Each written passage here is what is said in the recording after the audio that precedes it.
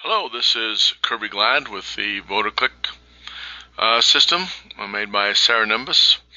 This is a short training on how to enter information into Voterclick after the caucus. So first we're going to talk about entering the attendees or delegates, people that are elected, online in a spreadsheet format. So if you use the check-in sheets, you can just take those sheets, compare them right against the screen, as you'll see in a minute, and it's very fast and easy entry. Any user can do it. So anyone who is a member of the Republican Party can get an account on Voterclick, and you can all divide up the sheets. You know, every person who was helping to check in can do their own sheets. Doesn't matter how many people you have do it. The key is that the information is going to be verified later by the precinct chair, so it doesn't really matter who enters the information. You don't have to make assignments. You don't have to make them all officers. Anybody can have access to it, so it makes it very fast and easy. And then we're going to enter the election results and also just the attendees. Any information that was collected at the caucus, that's going to be entered in the same way. And but we're not going to enter people right now who have registered at the caucus. So these will be people only those who were in the database as Republicans to begin with. So now we're going to go to Voterclick. If you don't have an account, you just click on Create an Account. It'll identify you as a Republican. Only Republicans can be members of the Republican Party. That's people who are registered as Republican. And only members of the party can access Voterclick. So you have to create an account. This is an account that's already created. This is an account of someone who they're not a precinct chair. They're just an individual, just any person. And so we're going to go to caucus entry, and right away enter election results. You'll see that there's only one precinct that this person can enter, and that is the precinct in which they live in. It happens to be Orem 21 in this case. So click on continue. If I was by the way, a district chair or a county secretary, then I could get the list of any precinct in that area.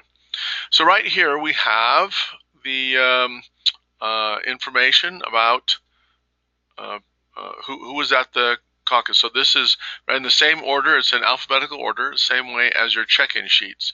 So you just look down your check-in sheet and you say, oh, this person's phone number was really 999-1312, and he gave an email address as kirby@kirbyglad.com. And then you're just going to check these boxes. So the legend is up here. Who attended? The state delegates, elected as county delegates, someone who volunteered to be an election judge, precinct chair, vice chair, secretary, treasurer. All you have to do is you check the box. So everyone who attended, you're going to check their box. This person attended, that person attended. This person was elected as a county delegate. And then you will simply enter that, going all the way down the screen.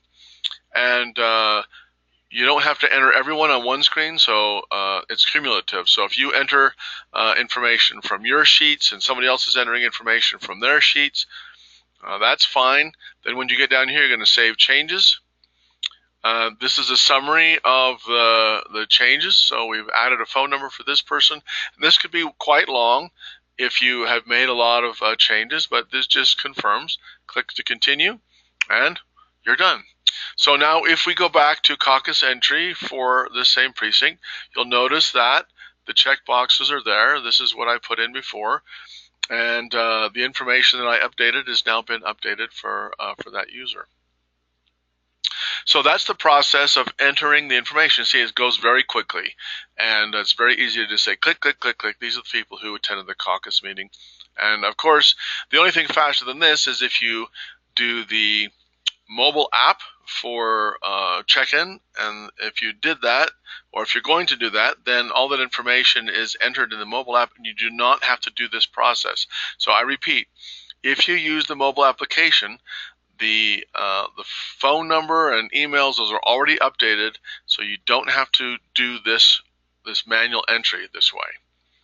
All right, once the manual entry is done, once the precinct chair is able to verify that everyone has entered their information, then the precinct chair will be able to go to verify election results. Now, this person is not a precinct chair, as I mentioned before, so this person will not be able to verify the results. Only an officer can verify the results, so I'm going to log in as an officer.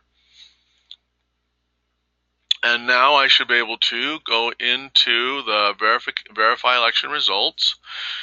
And in this case, the officer I entered is a county officer. So I have a list of all these different precincts since I'm over the entire county. If I was a district officer, I would be able to select only those precincts that are in my district. If I was a precinct chair, then it'll automatically give me just one precinct, just as it did for the data entry. And so I'm going to go ahead and verify Orem 21. It's going to bring up everyone who was listed as an officer. And I can edit this person if so. This person was elected as a county delegate, and then it'll also bring up any of those who are marked as attendees. And then all I have to do when I have edited everything or I verify against my sheets, then I just say, oh, there we go. There's all the attendees. So if you want to see the attendees, you just click on that Show All, and that'll include the attendees. My mistake. So once I have verified all the attendees are recorded, and I have all of the officers and delegates recorded in this list, then I'm just going to click on Verification Complete. Once I click on Verification Complete and I say that's okay, then no one else can go in and enter the information. So remember I said that any user can enter the information, but once the precinct chair locks it down, then only the officers of the party can access it. So we've already done the entries, and then what I just did is the verification process. So the verifying is done by the precinct officer, district officer.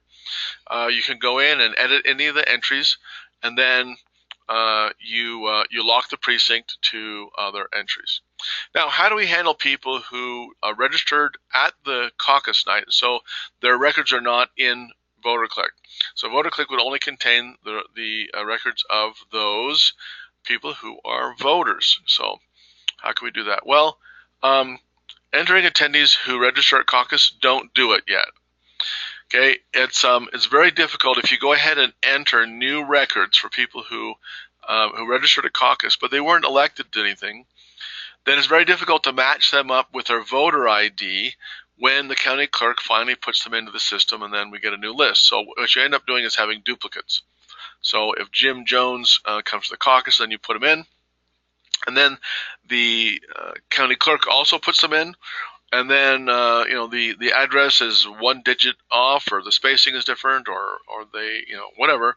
It doesn't match up. So it creates two records. So just wait. If you have people who attended the caucus and they registered at the caucus, you should have a copy of their voter registration forms. So just save those, and then once it's announced, you'll get some kind of an email or notification from your county that their new voter list has been uploaded into Voterclick. Then just get those sheets out and then enter them in a process that I'm about to show you now. Now, this is the same process that you would use for entering officers and delegates.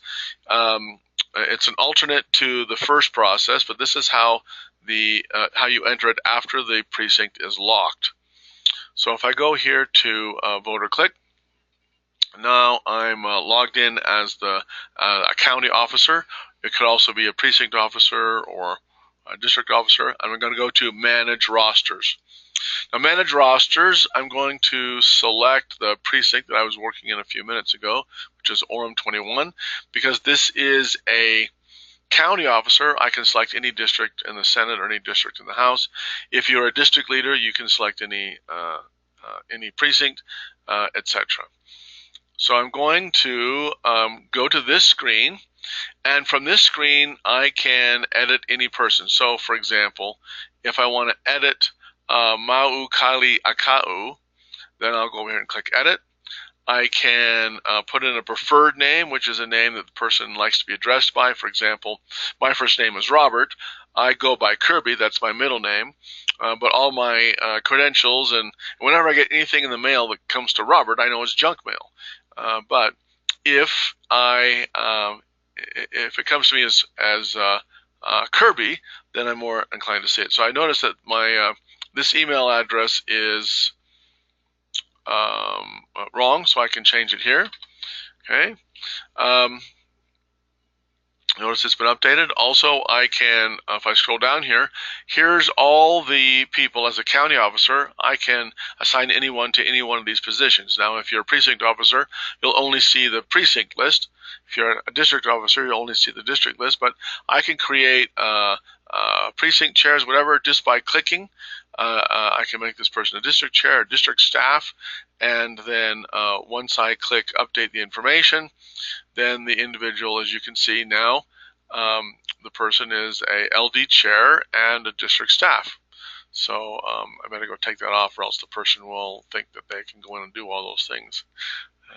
I didn't check with them ahead of time to let them know that they were going to be a demonstration subject. All right, now, so that's how you edit something that's already on the list. To add someone to the list, so let's say you need to add a new county delegate, you click on Find a Voter. So I can put in, let's say that the name of the new delegate is Jordan Glad, who I know lives in this area, and I just put in the last name and I do a lookup. And, oh, Jordan Glad is already on the list, by the way, so that's why I didn't show up here. He's already down here. But Christian Glad, she is someone who is a voter in that area, so I can edit her record and give her an assignment, make her an attendee, or make her a precinct chair, anything that I need to do here. So sometimes you'll have someone who registered to the caucus and was elected as a officer, a delegate, or a precinct chair even. For that, you use this, Add New Voter Registration. Now again, only do this for people who are elected to a position. We don't want to clutter up our with duplicate records if they only attended the caucus. We'll enter that information later. So if you add a new information, you'll see it's the same thing here. You simply enter the name, the address, the phone number. You click on what they were elected to, and then you add that information, and that is that's all you need to do. So the process for adding later adding or changing a delegate is the same. So let's say that 6 months from now, one of my candidates delegates resigns, and then I get a new one. I simply go to manage rosters. I'm gonna if I have county authority, it'll give me all the list. I can go in here and I can, if I wanted to remove Ma'u Kali as a county delegate, I would just go in here and unclick the checkbox. Okay, now that person has been removed as a county delegate, and I can update that information. Now let's say that Kylie Albert Allen was made the delegate, and so I would just go into his box and I would click him as a county delegate, just like that. Okay, county delegate elected. There's two kinds of delegates, elected and ex officio. That's an ex officio is someone who is elected to another position and is made an automatic delegate. Like in some counties, if you're elected as a public officer, like a county commissioner, you're also a county delegate. For the state system, there's the state delegates who are elected at the precinct, delegates who are elected at the convention, and then others such as ex officio. All right, so that is how you enter information using Manage Rosters in Voterclick. And you notice right here is all the information that you need for support. If you have any questions, you can just click here to send an email to support@cerenimbus.com. Thanks for using Voterclick, and let me know of any suggestions you have to make it better fill your needs or be more effective or efficient. And that concludes this webinar.